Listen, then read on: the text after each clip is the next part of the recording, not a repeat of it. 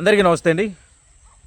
So, Vijay దళపతి గారు ఎప్పుడైతే విజయం సాధించారో, అప్పటి నుంచి ఇక్కడ తెలుగులో గానివ్వండి, తమిళనాడులో ఉన్నటువంటి హీరోలు కూడా, మనం కూడా రాజకీయాల్లోకి వెళ్తే సక్సెస్ అవుతాం. కానీ నిలబడాలి అనేది ఈ మధ్య కాలంలో ఎక్కువ శాతంగా వినిపిస్తున్నటువంటి టాకు. సో, దానికి అనుగుణంగానే నందమూరి బాలకృష్ణ గారి కుమారుడు, హరికృష్ణ గారి కుమారుడైనటువంటి జూనియర్ ఎన్టీఆర్ గారు. ఆయన పార్టీని సొంతంగా పెడుతున్నాడని చెప్పి సోషల్ మీడియాలో కొన్ని రాతలు, కోతలు ఇవన్నీ కూడా చూడటం జరుగుతోంది. అయితే ఆయన ఈ నెల 18వ తారీఖున ఆయన టీం గానీ, ఆయన సోషల్ మీడియా అకౌంట్స్‌లో గానివ్వండి, మేము అభిమాన సంఘాల్ని కలుస్తున్నామనేది ఎప్పుడు కూడా ఆయన అధికారికంగా ప్రకటించినటువంటి దాఖలాలైతే లేవు. ఎక్కడో ఒక పత్రిక అయితే నందమూరి అందగాడు జనంలోకి వస్తున్నారని ఒక కొటేషన్ రాయటంతో ఈ వ్యవహారం అంతా కూడా బయటికి రావడం జరిగింది.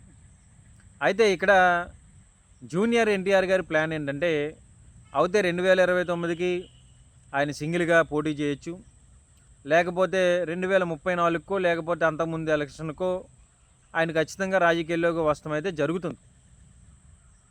అయితే ఈలోగాలోనే ఆయన ఒక గ్రౌండ్ ప్రిపేర్ చేయాలనుకొని ఈ నెల 18వ తారీఖున ఆయనకు ఉన్నటువంటి అభిమాన సంఘాలతో సేవా కార్యక్రమాలు, ఏ విధంగా సేవా కార్యక్రమాలు చేయాలి అంటే, అప్పటికప్పుడు జనంలోకి వెళ్ళిపోతే నందమూరి తారక రామారావు గారి మానవుడు కదా అని ప్రజలు ఆశీర్వదిస్తారులే అన్న ఫీలింగ్ లేకుండా, ఆయనకంటూ ఒక ఫ్యాన్ బేస్ ఉంది కాబట్టి ఆ ఫ్యాన్ బేస్ ద్వారాగా కొన్ని సేవా కార్యక్రమాలు చేపట్టి ప్రజల్లోకి వెళితే ఖచ్చితంగా ఆయన ఆశీర్వదిస్తారని చెప్పేసి ఆయన నమ్ముతున్నట్టుగా తెలుస్తూ ఉంది. అయితే ఇక్కడ విజయ్ స్టైల్లోనే మన జూనియర్ ఎన్టీఆర్ గారి రాజకీయ స్టైల్ అయితే ఉండబోతా ఉందనే దానికి ఇదే నిదర్శనం. ఆయనే రాజకీయాలకి రాకోకముందే దాదాపుగా 5-6 వేల నుంచి కూడా విజయ్ గారు ఆయనకు ఉన్నటువంటి 85 ఫ్యాన్స్ సంఘాలతో సేవా కార్యక్రమాలు, కరోనా టైంలో కానివ్వండి, ఇలాంటి టైంలో కానివ్వండి, ఆయన సేవా కార్యక్రమాలు చేయడం, ఆయన ప్రజల్లోకి వెళ్ళడం. సో, ఆ విధంగా ఏమైందంటే ఆయనకి అభిమాన సంఘాలే అప్పుడు పార్టీ కార్యకర్తలు, నాయకులుగా కూడా తయారై ఆయనకి గెలుపుని అందించడం జరిగింది. సో, అదేవిధంగా జూనియర్ ఎన్టీఆర్ గారు కూడా ఈ విధంగా చేస్తే ఖచ్చితంగా మనం కూడా సక్సెస్ అవ్వచ్చు అనే ప్లానింగ్లో ఉన్నారని చెప్పేసి కొన్ని సోషల్ మీడియాలో తెలుస్తూ ఉన్నాయి. అయితే ఇక్కడ జూనియర్ ఎన్టీఆర్ గారు రాజకీయాల్లోకి రావాలనుకుంటే ఖచ్చితంగా మీరందరూ అనుకున్నట్టుగా ఏ తెలుగుదేశం పార్టీ నుంచో లేకపోతే ఇంకొక పార్టీలోకి జాయిన్ అవ్వి ఆ పార్టీ నుంచి పోటీ చేసే పరిస్థితి అయితే ఉండదు. ఆయనకంటూ వాళ్ళ తాతగారికి తగ్గట్టుగా సింగిల్గా వచ్చి ఆయన ప్రజల్లోకి తిరిగి పార్టీని అనౌన్స్ చేస్తారు. ఎందుకంటే ఇక్కడ కేవలం ఆయనకి అనేక సార్లు మొట్టమొదటి నుంచి చూసుకుంటే ఆయన జీవితం అంతా కూడా కష్టాలే.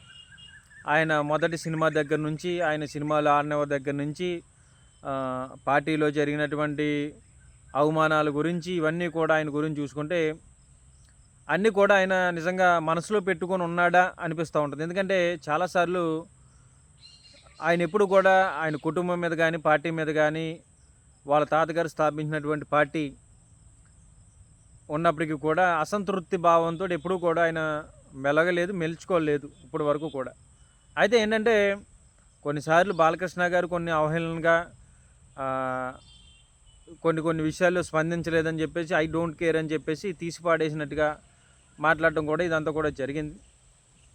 కానీ ఇక్కడ ఆయన ప్రజెంట్ అయితే ఇప్పుడున్నటువంటి పరిస్థితుల్లో వెంటనే పార్టీని అనౌన్స్ చేసేసి ప్రజల్లోకి వచ్చేదైతే ఉండదు.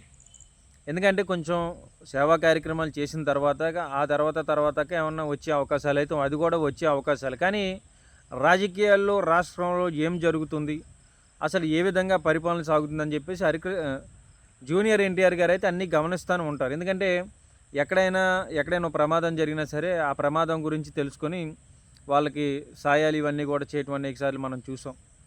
అయితే ఇక్కడ ఇంకొక టాపిక్ ఏంటంటే అల్లు అర్జున్ గారు కూడా రాజకీయాల్లోకి రావాలనుకుంటున్నారని, ప్రశాంత్ కిషోర్ అయినటువంటి వ్యూహకర్తని కలిశారని, ఆయన ఆలోచనల మేరకు ఆయన కూడా రాజకీయాల్లోకి రావాలనుకుంటున్నారని చెప్పేసి కొంతమేరకు అయితే సోషల్ మీడియాలో చర్చ నడుస్తుంది.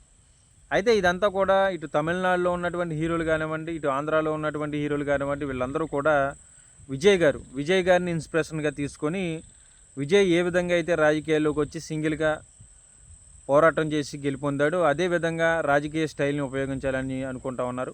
కానీ ఒక్కడైతే ఏంటంటే ఏదో తూతీ మంత్రంగా పార్టీ పెట్టేసి డామ్ డూమ్ డకార్ అని చెప్పేసి 4 మాటలు మాట్లాడేసి నలుగురితో కేకలేయించుకుంటాం కాదు.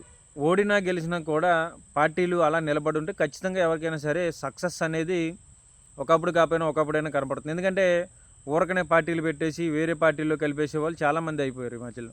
అయితే జూనియర్ ఎన్టీఆర్ గారు మరి ఏ విధంగా మరి ఈ పుకారిని ఖండిస్తారా, లేకపోతే అసలు రాజకీయాలకి ఏమాత్రం సంబంధం లేకుండా ఈ విధంగా సేవా కార్యక్రమాలు చేయడానికి మరి ఈ నెల 18వ తారీఖున ఈ వేదికని నిర్ణయించుకున్నారో లేదో చూడగలగాలి. అయితే ఇప్పట్లో అయితే రాజకీయ పార్టీ పేరు కానీ ఏది కూడా అనౌన్స్మెంట్ చేసే పరిస్థితి అయితే లేదు.